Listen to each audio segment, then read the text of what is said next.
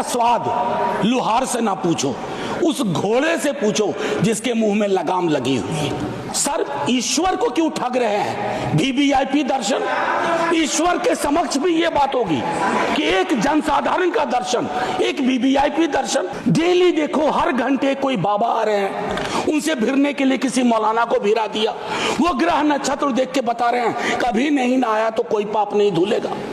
Sir, ये परिपाटी संविधान के दृष्टिकोण से भी बंद होनी चाहिए। और ये जो प्रोडक्शन फैक्ट्री रिलीजियस बाबाओं की आ गई है, सर, इसके उत्पादन पर भी रोक लगनी चाहिए। सर, ये लाशों के आंकड़े पे तेरा वाला मेरा वाला, ये लोग कितने चोटिल होते होंगे समझिए सर। माननीय श्री मनोज कुमार झा जी। शुक्रिया उपसभापति महोदय, बहुत बहुत धन्यवाद आपका। इस अवसर पर मैं महामहिम के अभिभाषण पर अपनी बातें अपने दल की ओर से रखने के लिए खड़ा हुआ हूं। सर, महामहिम के अभिभाषण की परिपाटी से हम सब वाकिफ हैं। इसी सरकार ने नहीं, हर सरकार, उनकी कैबिनेट अभिभाषण तैयार करती है। महोदय, कई परंपराएं हमने बदली हैं। बरबस एक ख्याल आता है कि अगर ये परंपरा, इस पर हम सोचें कि महामहिम अगर विशुद्ध अपने अनुभव, अपनी पीड़ा और कोई ऐसा मैकेनिज्म हो, ये मैं आगे के लिए सवाल छोड़ता हूं, क्योंकि मैं आज सुबह सोच रहा था माननीय उपसभापति महोदय, अगर धृतराष्ट्र ने महाभारत को संजय की नजर से ना देखा होता तो क्या होता? संजय को कैबिनेट मान लिया जाए। मैं इस संदर्भ में ये बात रखना चाह रहा था। खैर, जाहिद ने मेरा हासिल ईमान नहीं देखा, रुख पे तेरी जुल्फों को परेशान नहीं देखा। तो जो परेशानियां हैं, जो दिक्कतें हैं, वो अगर रिफ्लेक्ट होती है सर, तो एक कलेक्टिव विल उस पर काम करेगा सर।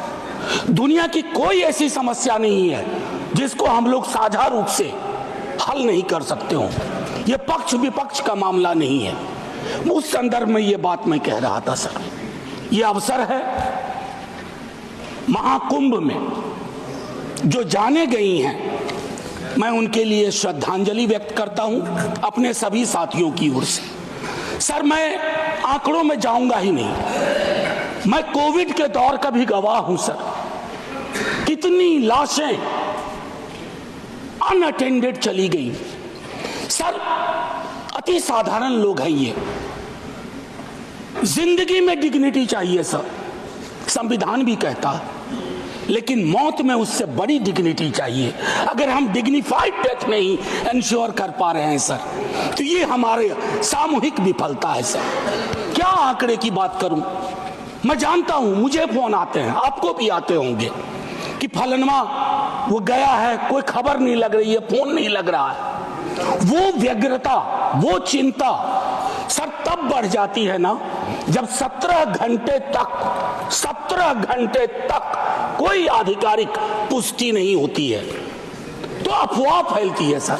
और अफवाह फर्दर स्टैम्पीड को जन्म देती है। 2-3 जगह हो जाते हैं। और मैं क्या कहूं सर, मैं सोच रहा था कल जब बातचीत शुरू हुई, खड़गे साहब बोल रहे थे, बाकी लोग, मैं सोचा कि इतनी देर में नेहरू जी नहीं आए, तो नेहरू जी भी आ गए। 54 के कुंभ का जिक्र हुआ संभवतः कि इतने लोग मारे गए थे सर। ये लाशों के आंकड़े पे तेरा वाला मेरा वाला, ये लोग कितने चोटिल होते होंगे समझिए सर।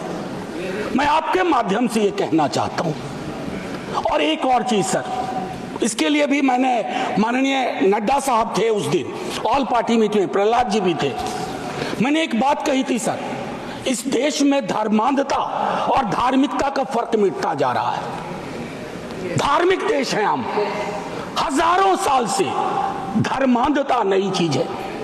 डेली देखो, हर घंटे कोई बाबा आ रहे हैं, उनसे भिड़ने के लिए किसी मौलाना को भिड़ा दिया, वो ग्रह नक्षत्र देख के बता रहे हैं कभी नहीं नहाया तो कोई पाप नहीं धुलेगा।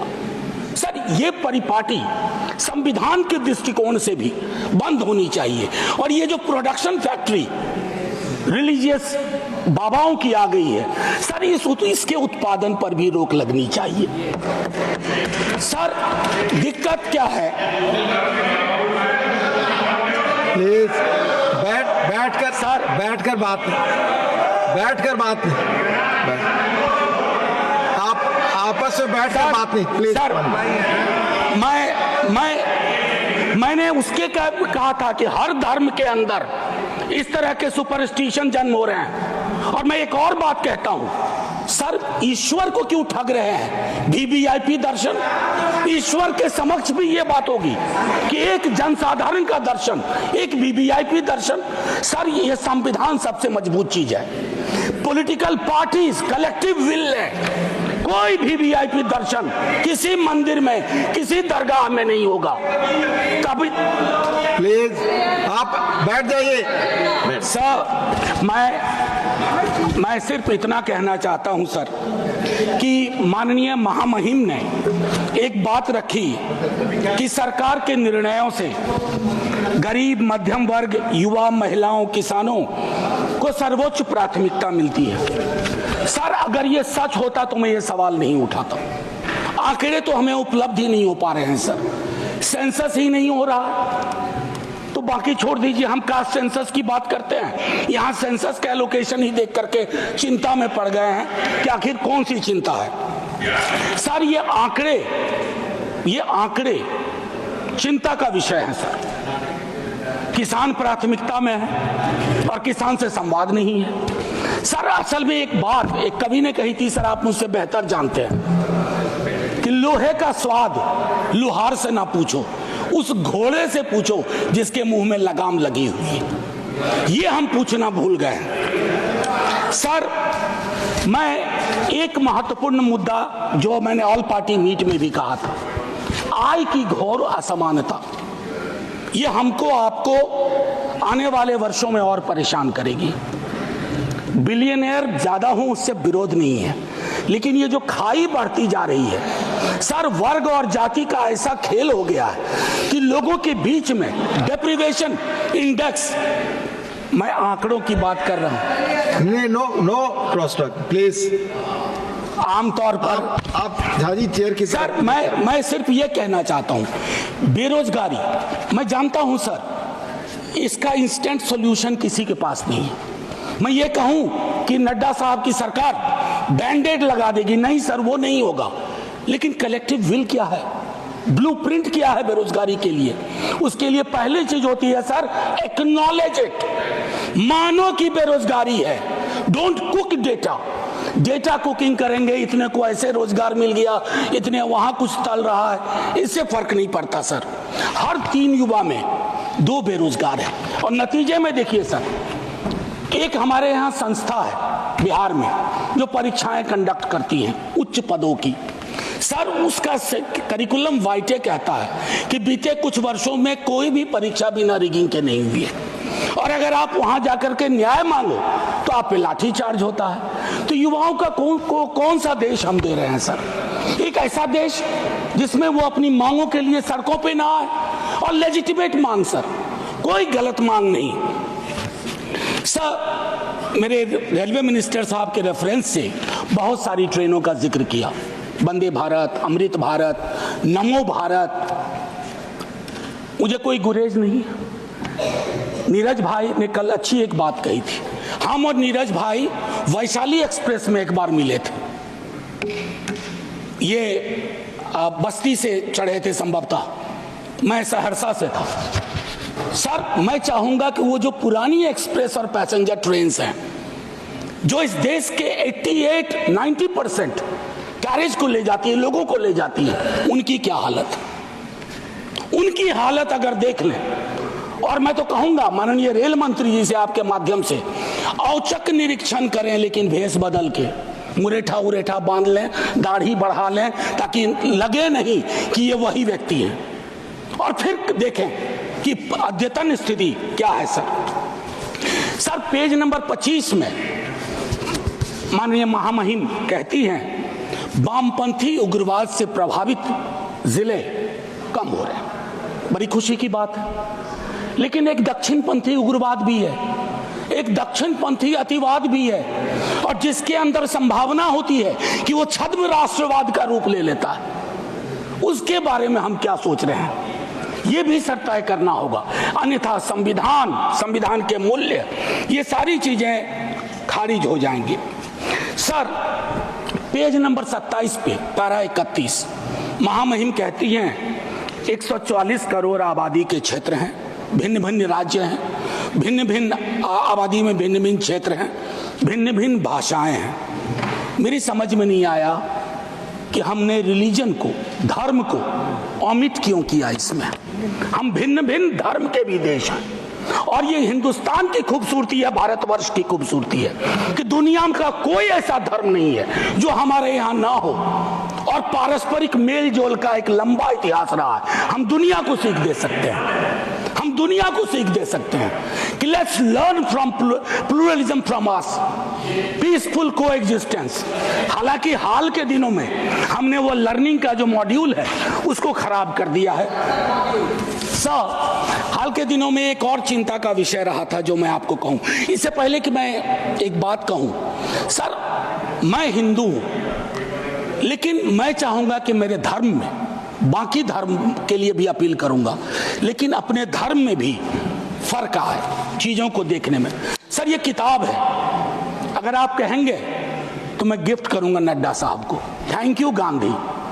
ये कृष्ण कुमार जी ने लिखी है, मेरे सीनियर थे, शिक्षक भी थे दिल्ली विश्वविद्यालय में, एनसीईआरटी के चेयरमैन रहे, अभी रिटायर्ड लाइफ जी रहे हैं। उनका एक दोस्त था मुन्ना, ब्यूरोक्रेट था मध्य प्रदेश का।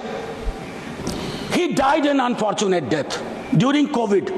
उसकी डायरी के पन्नों से यह किताब बनी है। कृष्ण कुमार जी ने यह किताब ली। क्या कहते हैं सर पता है, कलेक्टिव गिल्ट का एक्सप्रेशन हमारे धर्म में कम रहा। औरतों के साथ क्या क्या नहीं हुआ, कलेक्टिव गिल्ट नहीं। जातियों में देखिए किस तरह का व्यवहार रहा, कलेक्टिव गिल्ट नहीं। गांधी की हत्या के बाद कलेक्टिव गिल्ट का अभाव रहा। उस संदर्भ में यह किताब है। मैं ऐसे ही नहीं कह रहा हूं, मैं गिफ्ट करूंगा लिख करके माननीय नेता सदन को। बड़ा गडमड हो रहा है। अगर देखें महामहिम के भाषण में, अभी हाल के दिनों में चर्चा हुई कि स्टेट, सर पॉलिटिकल लाइफ में विरोध करना तो इनकी नीतियों का शुरू किया था विद्यार्थी के रूप में। तो हम कहते थे Indian state oppressive state, Indian state down down, लेकिन हम फर्क जानते थे राज्य और राष्ट्र का। हाल के दिनों में एक बयान आया नेता प्रतिपक्ष का, उसके बाद शुरू हो गया कि राष्ट्र को कहा नहीं भाई। मैं एक पेपर पढ़ाता हूं एमए में, डिपार्टमेंट ऑफ सोशल वर्क में, दिल्ली यूनिवर्सिटी में। उसका नाम है state political economy and governance. उसका पहली यूनिट में कहता हूं there is a difference between nation comma state comma its government. हम तीनों डिस्टिंक्शन को ब्लर कर रहे हैं। मैं राष्ट्र की खूबसूरती के लिए अपने सरकार की आलोचना करूंगा, मैं राष्ट्र की बेहतरी के लिए अपने राज्य की आलोचना करूंगा, लेकिन मैं राष्ट्र के साथ मोहब्बत में हूं इसलिए कर रहा हूं। इस डिस्टिंक्शन को खत्म ना किया जाए सर। एक चीज 2022 के अगस्त महीने में हमारे बिहार के मुख्यमंत्री जी की अंतरात्मा जागी, हम साथ आने सर कुछ फर्क पड़ा। 5 लाख नौकरियां मिली, युवाओं में जोश आया। दूसरी चीज ज्यादा महत्वपूर्ण है सर, दूसरी चीज ज्यादा महत्वपूर्ण है, चलिए उस पर ऐतराज है, बाद में बात करेंगे। दूसरी चीज ज्यादा महत्वपूर्ण है, 3.5 लाख प्रक्रियाधीन के बाद जातिगत सर्वेक्षण हुआ सर। प्रधानमंत्री जी तक वो डेटा है, हमारे नेता सदन के पास भी वो डेटा होगा, वित्त मंत्री साहिबा के पास वो डेटा है, लेकिन उस डेटा के आधार पर बजट क्यों नहीं बनता है? वो 9वीं अनुसूची में क्यों नहीं शामिल किया जाता? सिर्फ इसलिए कि क्रेडिट नेता प्रतिपक्ष तेजस्वी को मिल जाएगा। आरक्षण का प्रावधान बढ़ाने की बात तो सिर्फ इसलिए कि क्रेडिट आप ले लो, उनको क्रेडिट नहीं चाहिए, क्रेडिट का कॉपीराइट फ्री आप ले लो। लेकिन फिर उनकी अंतरात्मा अचानक सो गई सर।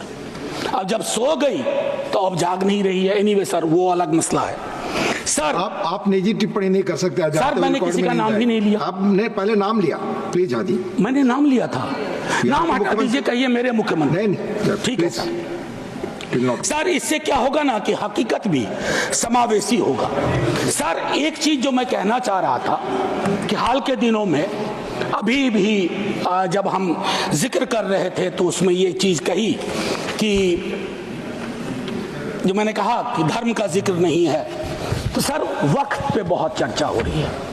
इतनी कोशिश रहे, don't throw the baby with the water.